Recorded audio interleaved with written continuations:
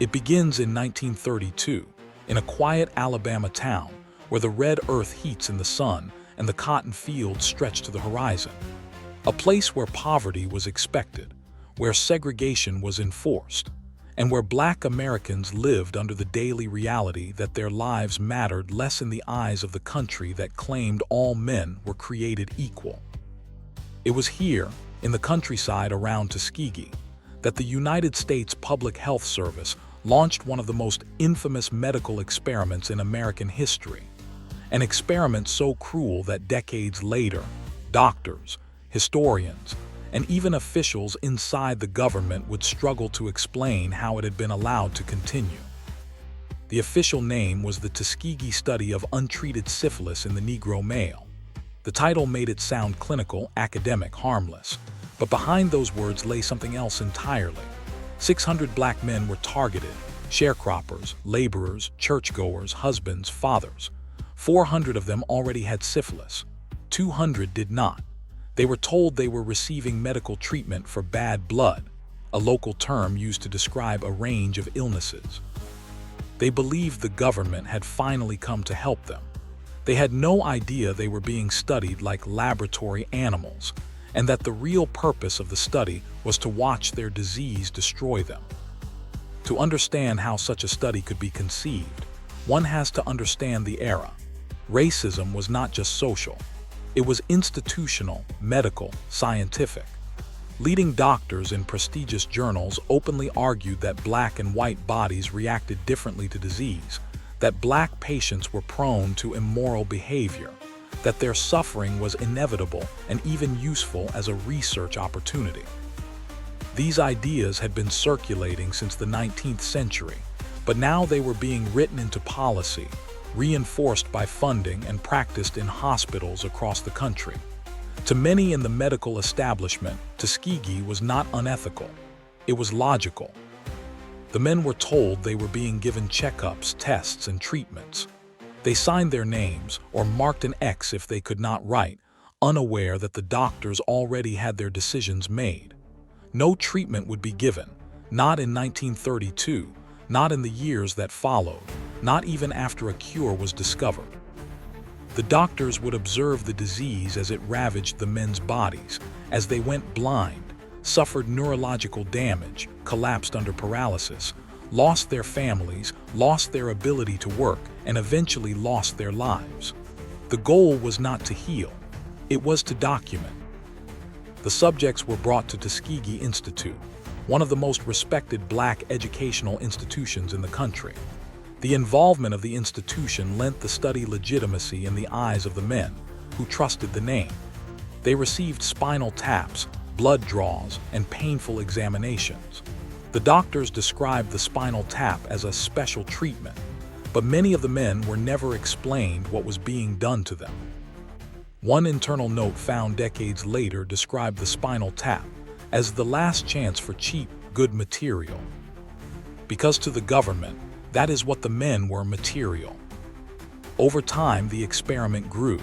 Researchers published their findings. Medical journals accepted them without objection. Conferences were held where results were discussed, charts displayed, progress measured. The medical establishment judged the study as useful, even innovative.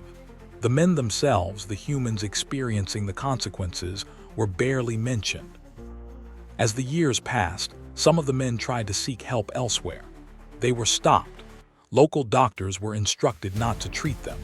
Military physicians were told to deny their treatment during World War II physicals. Even when the men entered hospitals for unrelated illnesses, their syphilis was noted but not treated. The government kept a list of their names, ensuring that no medical professional could intervene. The deception was total. Families watched their fathers and sons grow weaker. Wives were never warned of the disease, and many contracted syphilis from their husbands without knowing why. Some passed it on to their children at birth. Generations of lives were swept into the experiment's wake, none of them ever informed of the truth. In 1943, everything could have changed. Penicillin was discovered to be a reliable cure for syphilis. It was safe, cheap, and effective. In any ethical study, the men would have been immediately treated. Instead, officials in the Public Health Service decided something else. The study must continue.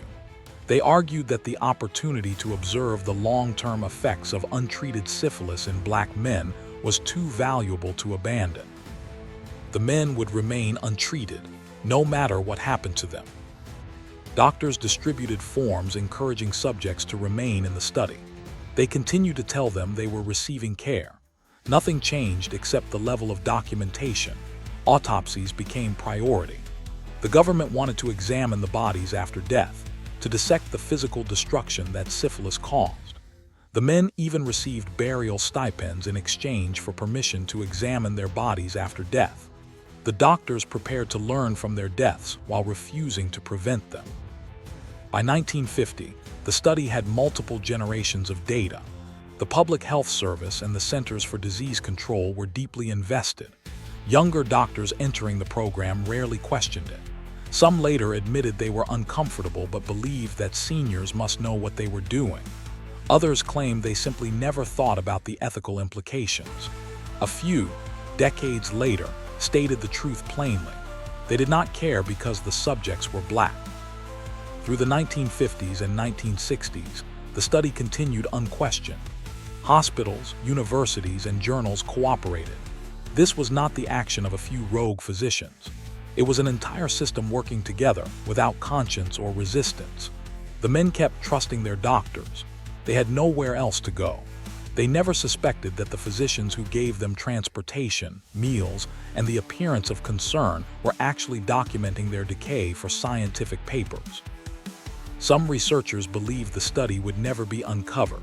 It had operated in silence for decades, buried behind medical authority and official language. But inside the system, not everyone was comfortable. Whispers began.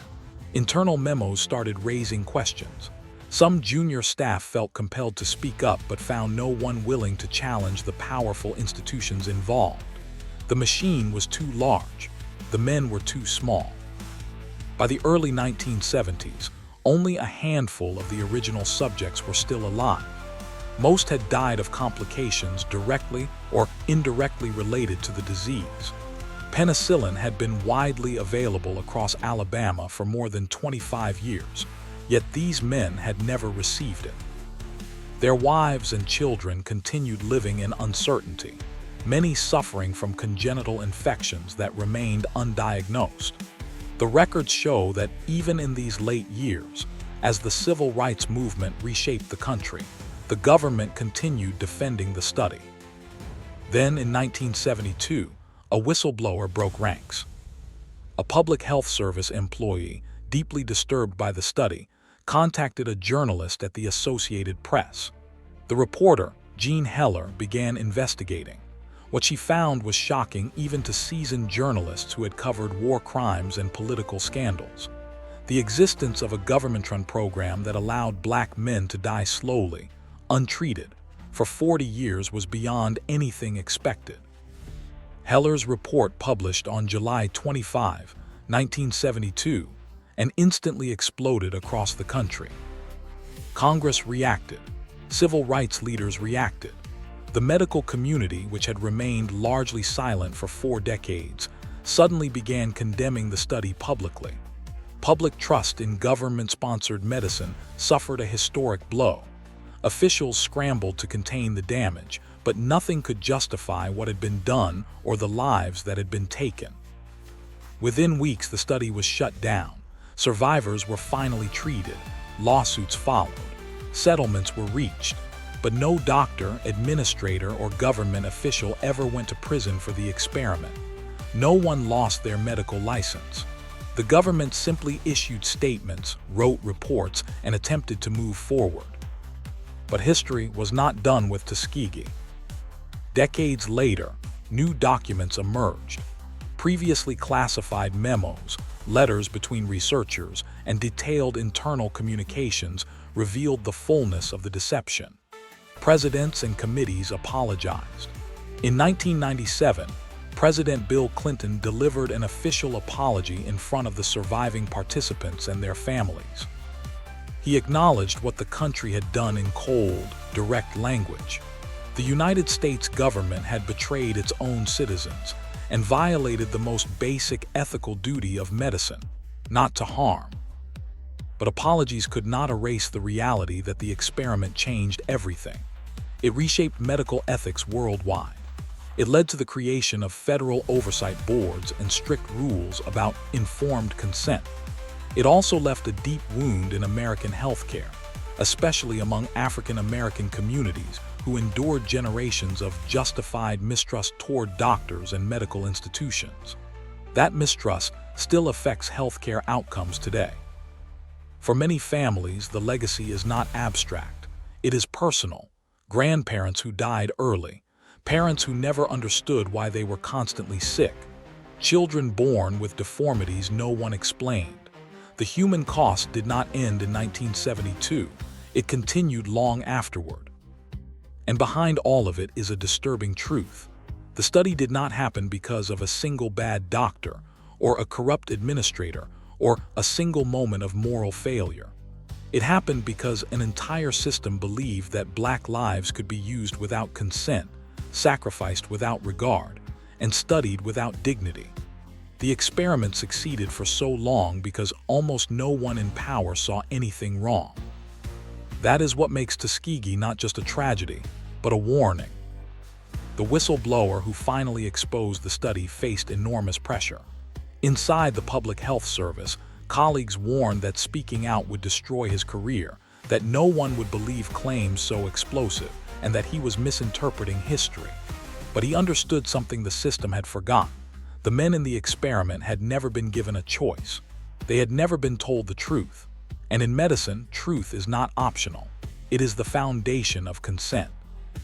Without it, every test, every needle, every exam becomes something else, coercion disguised as science. When Jean Heller's story went public, the reaction was immediate and volcanic. Members of Congress called emergency hearings to understand how such a study had been approved. They soon discovered the most disturbing detail of all. The experiment had never been approved. No federal ethics board had reviewed it. No oversight body had evaluated the risk. It had simply begun, continued for 40 years, and was only stopped because one person finally spoke. That realization sent shockwaves through government agencies. It meant that other unethical studies might still be hidden from the public, operating in silence just as Tuskegee had for decades. In the hearing rooms, surviving participants testified. Many were old, frail, or partially disabled from the disease. They spoke of the doctors who had promised treatment, who had smiled and shaken their hands, who had listened to them describe their pain while recording progression on medical charts. They spoke about the funerals of brother after brother, neighbor after neighbor, who died without ever knowing the truth. They spoke about the shame of discovering they had unknowingly passed the disease to their wives and children, guided by trust in a government that assured them everything was being handled. Some testimonies were so emotional that reporters described the hearing room as silent, except for the sounds of quiet weeping. Even hardened legislators could not comprehend how a modern industrial nation had allowed such an experiment to exist. But while the public and politicians were horrified, many in the medical establishment responded differently. Some doctors who had supported or supervised the study defended it. They argued that the science was valuable, that no one had anticipated penicillin would become widely available, and that the era must be judged by the standards of its time. But the documents told the truth. The researchers had known exactly what they were doing. They chose not to treat, not to inform, and not to allow outside intervention because they feared the experiment would end. Behind the justifications lay a reality that made everything clear. Progress in science was never the goal. Power was. Control was. The experiment continued not because it was necessary, but because no one with authority ever believed the men had the right to say no. After the hearings, a class action lawsuit was filed on behalf of the participants and their families. The government settled for less than $10 million, a fraction of what victims had suffered, but more money than any had ever seen in their lives. Compensation funds were established. Free healthcare was offered to surviving participants and their families, but the settlement came with a defining limitation: no admission of guilt by the U.S. government. No individual was punished. Careers continued uninterrupted. Some researchers retired with honors, awards, and pension packages paid for by the same government that had betrayed the study's subjects. This was not accidental. Prosecuting doctors would have required the United States to confront something far larger than Tuskegee. It would have required facing the truth that the experiment was not an isolated failure. It was the natural result of a medical system that had treated Black Americans as experimental subjects for more than a century. For many lawmakers, opening that door was too dangerous. They chose a path that protected institutions instead of the victims. In the years that followed, investigators discovered that the Public Health Service had not only ignored ethical boundaries, but actively worked to maintain secrecy. Correspondence between officials showed that concerns raised by individual physicians were quietly buried, that external researchers who questioned the study were politely pushed aside. There were even discussions about using the study to justify racist theories, providing evidence that Black patients responded differently to disease. Tuskegee did not just break medical ethics, it influenced medical teaching and public policy for decades. Even after the scandal broke, the long-term consequences were not immediately understood. Many Americans assumed that the distrust in Black communities would fade after apologies were issued. It did not. In the decades after exposure, multiple studies found that African Americans were far more likely to avoid hospitals, refuse treatment, and distrust medical advice. Vaccination rates, cancer screenings, and preventative care all showed disproportionate declines. Public health experts eventually concluded that Tuskegee had directly harmed generations who had never been born when the study began. And that mistrust was not irrational, it was earned. When a government lies to people for 40 years and watches them suffer in silence, skepticism becomes self-defense. As the scandal matured into historical record, universities began teaching Tuskegee as a case study in ethics. Medical students were instructed about informed consent, institutional accountability, and the dangers of systemic racism in healthcare. But outside classrooms, the memory remained raw. In small communities across the South, families passed down stories of what happened not as academic lessons, but as warnings. Grandmothers reminded their children never to trust a doctor who refused to explain a procedure. Ministers urged congregations to ask questions before signing papers. The wounds of the study lived on not in textbooks, but at kitchen tables, in whispered conversations, in the private spaces of those who had lost. In 1997, after decades of pressure, the United States finally issued an official presidential apology. It came more than half a century after the study began.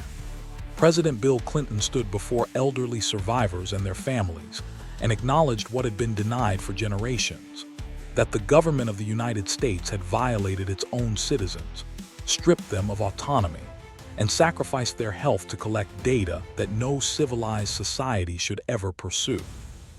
He looked into the eyes of men who had outlived most of their classmates and spoke the truth plainly. The study was wrong. But even as he apologized, the survivors knew that justice would never be complete. No apology could restore the lives lost, the children harmed, the trust destroyed. No speech could change the fact that many of their neighbors died without ever learning the truth. An apology might close the chapter, but the story would never truly end. Since then, Tuskegee has become a global symbol, a reminder of what happens when science forgets humanity. Its lessons have been written into medical law around the world. Institutional review boards, patient consent requirements, research disclosure rules, all trace back to the men whose bodies were studied without knowledge or permission. In that sense, the participants reshaped medicine, not through choice, but through the consequences of the injustice committed against them. But the most important legacy of Tuskegee is not in legislation or medical ethics. It is in the reminder that government systems and scientific institutions are only as ethical as the people who control them. The experiment shows that corruption does not always require malice. Sometimes, all it requires is indifference, a willingness to look away and allow exploitation to continue. And once a system reaches that point, the suffering that follows becomes invisible to everyone except the victims themselves. In the end, the study lasted 40 years, claimed thousands of lives directly and indirectly, and left a scar on American medicine that may never fully heal, all because a government believed some citizens were expendable. Tuskegee forces a single, unavoidable question. If these men had been white, wealthy, or politically connected, would the experiment have ever begun? Every historical analysis points to the same answer. No. When historians look back at the 20th century, they will see a nation that struggled between its highest ideals and its darkest failures. On paper, the United States promised equality, liberty, the right to pursue life without fear of government intrusion. Yet in a small Alabama town, far from the monuments and speeches, those promises were quietly suspended for hundreds of citizens who should have been protected, not exploited. The lesson of Tuskegee is not just that a horrible experiment happened, it is that it happened in silence, not in secret back rooms or underground bunkers, but in public hospitals, government buildings, and medical journals. It was visible, documented, and uninterrupted. And for 40 years, almost no one with the power to stop it raised their voice loud enough. That is the real message of Tuskegee. The greatest threat to freedom is not the government's capacity to harm. It is society's willingness to ignore harm when it happens to someone else. For the men who lived through the experiment, survival became its own form of testimony. They reminded the world that medical knowledge purchased through deception is not progress, it is tragedy. They proved that scientific institutions cannot regulate themselves without accountability. And they forced the world to confront a hard truth. Ethics do not defend themselves. Someone must defend them. Today, the story continues to shape modern medicine. Every clinical trial, every experiment, every research enrollment form carries the fingerprints of Tuskegee. When a doctor hands a patient a consent document written in plain language, when a research participant is told exactly what the risks are, when a review board demands transparency and oversight, those practices exist because a group of ordinary Americans were denied them. Their suffering created the standards meant to prevent future suffering. Still, the question lingers, has the lesson been learned? In communities across the United States, many remain unconvinced. They have seen medical institutions promise accountability before. They have heard apologies before. They have watched as history repeats itself with different faces and different names. Ethics, they know, are only as strong as the systems that enforce them, and systems bend easily under pressure. Yet something else exists too, something the Public Health Service never expected. The story of Tuskegee did not remain buried. The victims were not forgotten. State power succeeded in keeping the truth quiet for 40 years, but not forever. Eventually, one voice spoke, then another, then millions. The country could no longer look away. There is power in that. The men of Tuskegee never signed up to change the world. They were sharecroppers, laborers, fathers, husbands, veterans. They wanted medicine, dignity, and honesty. They received denial, deception, and manipulation. But in the end, they changed medical ethics on a global scale, not through consent, but through endurance. Their story forces society to measure itself not by what it claims, but by what it tolerates. It challenges every generation to ask a difficult question. Who is being mistreated today, unseen, unheard, and unprotected? And will history expose us the same way it exposed Tuskegee? Because the legacy of the experiment is not frozen in the past. It is a warning that can apply anywhere, in laboratories, in government offices, in pharmaceutical boardrooms, and in every institution that believes the ends justify the means. 40 years of silence created a tragedy. One moment of truth began to undo it. And the final message of the Tuskegee experiment is simple. When a government loses its conscience, citizens must become its conscience. The men of Tuskegee paid a price no one should ever pay. Their lives became the evidence the world needed to understand what unchecked power can do. Their legacy now belongs to everyone, a permanent reminder that medical progress without morality is not progress at all. The question is whether the world will remember that before history repeats itself again.